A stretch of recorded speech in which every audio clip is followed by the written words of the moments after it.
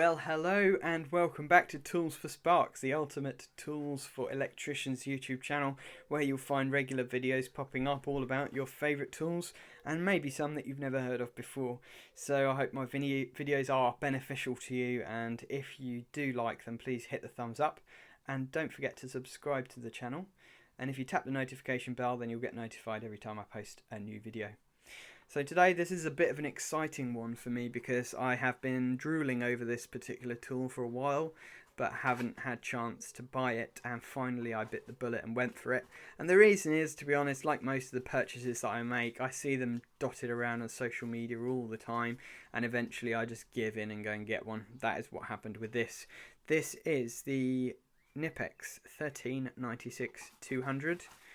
And basically they are called the installation pliers, right? And here we go. You probably recognize them. Have you seen them on Instagram? Have you seen people posting about how amazing they are? Well, now you're going to see a video all about them. So essentially this is like a multi-tool. It has pliers, grips, stripping tool and cutters all in one. Now there are two versions of these, one that has this little catch that I've got here and one that doesn't, so that's important to know. Now the one that doesn't, obviously I've not tried it so I'm not sure, but it's probably not spring loaded. This is spring loaded, so it's quite nice, it's got quite nice action on it, and basically you just close it, clip that in and it sort of holds it. It doesn't hold it closed completely, not quite sure why, but it holds it pretty much closed, so that's cool. Now, first things first, Knipex, whatever you like to call them, they are, as always, amazing quality tools, and I love these yellow and red handles. I'm building up quite a collection of these now. All of my cutters and pliers tend to be Knipex because basically they're the best out there, as far as I'm concerned anyway. I've not found anything better. Obviously, if you have, then let me know. I'd love to know your thoughts about other interesting tools. But in terms of these, the idea behind them is that they can do the job of several different tools in one. So if you use pliers a lot, well, hey, you've got your pliers there, and it kind of is half between a flat normal set of pliers and a long nose pliers. If you use grips a lot, well, you can use this part to kind of, grip and twist nuts and glands and various things. If you use cable strippers, wire strippers, well, you've got here the 1.5 and 2.5, I believe. Wire strippers. Yep, there we go. Actually, look, so it's 0.75 to 1.5 and then 2.5. And actually here as well, I almost missed it, there's a little crimping tool. So it will crimp ferrules from 0.5 to 2.5 as well, that little piece there, which is quite nice. And then obviously here you've got your kind of cutters, shears type blade, which can cut large cables, very sharp looking things. So yes, I am interested to give this a try. Now what I've done is I brought with me some cables here, and I'm just going to show you. This is genuinely my first time using these, so forgive me if I bodge it up. I'm going to show you the action on these to cut. So this is 16mm earth, and it just cuts through that super easy, so that's quite nice. You can probably use it to kind of score around it as well and strip, I would imagine, although that's probably not recommended. It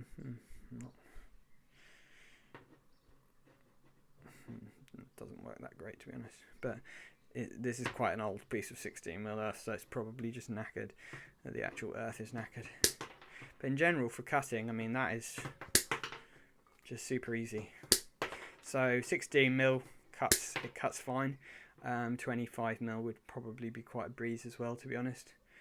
So that's good. Now in terms of twin and earth, here's a bit of 2.5mm twin and earth, or as Gary from GSH would say, twin and CPC, because he is a stickler for the correct terminology, which I always mess up on. So basically Now, the only thing with these, as you've probably noticed, because I'm bodging it up right now, is they're not really designed for actually stripping twin and CPC cables. I'm just kind of like messing around now, but this is not the best way to strip twin and CPC cables. So all I'm doing is just doing this way because I want to get a little bit of this 2.5 core out. But in terms of cutting it, it cuts it really, really easily. That takes almost no effort whatsoever, so that's really nice. Now, this is what I wanted to show you. This is the slot for the 2.5 stripping, and yeah, that's really nice. So it fits perfectly. I'll just show you that again, and I'll kind of zoom into it. There we go. So you just slot it in there, just a quick cut, and then there we go. And that has perfectly removed the insulation on the wire without scoring or cutting any of the copper, which is what we're aiming for really. So that will work exactly the same on 0.5 to or 0.7 to 1.5 cables as well. So if you're doing lighting, basically you can use that. If you're doing power, then basically you can use that unless you're using 4mm.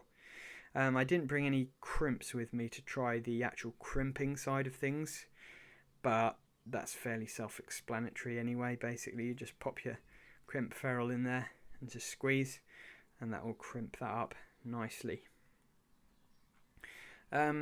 What else can I say about this?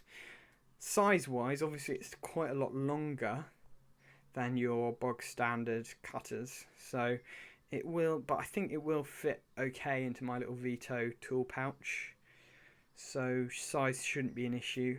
Still not quite sure about this. The fact that it doesn't close completely, it sort of means that you could end up catching your fingers on there or something like that, whereas if it was completely closed that might be a bit nicer. But I'm guessing that they just had no way of doing it with the mechanism that it is at the moment. If you had it completely closed, then it would never actually be able to open, probably something like that.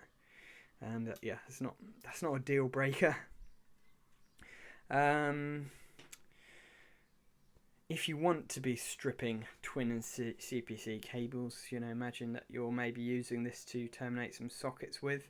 Probably what you would need is a normal pair of side cutters to do your stripping of your cables with, or if you've got like a CK flat twin and S stripping tool, then that would be a good option. And then you can use this to actually strip the ends of the wires and cut the cables to length, etc.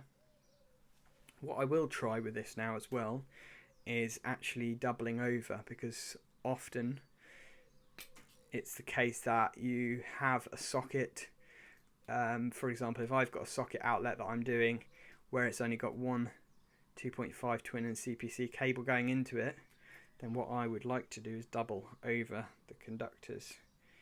And as you can see, that has doubled over it really nice and easily.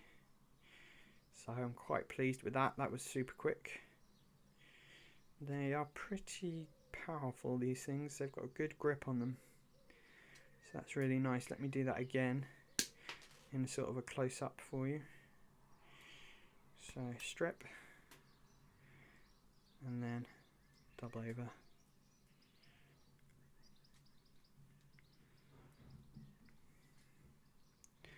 Simple as that.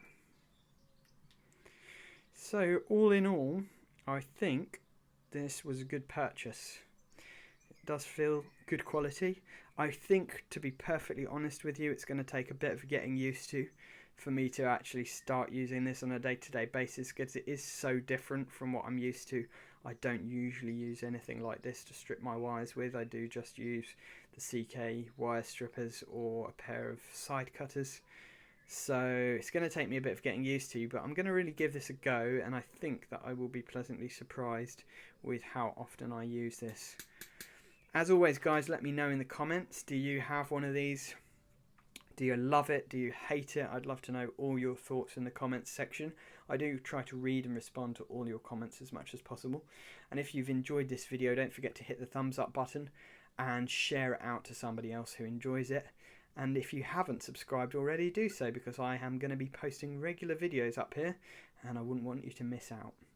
Thanks for watching. Oh, one more thing as well. There's a link in the description of this video to where you can buy yourself one of these sets of delicious cutters. So head to the links in the description. I do have an Amazon tool shop as well, where all my favourite tools are on there and they're listed in categories, so you can see all my day-to-day tools that I use, and you can find good prices for them on Amazon. Thanks for watching and have a great day.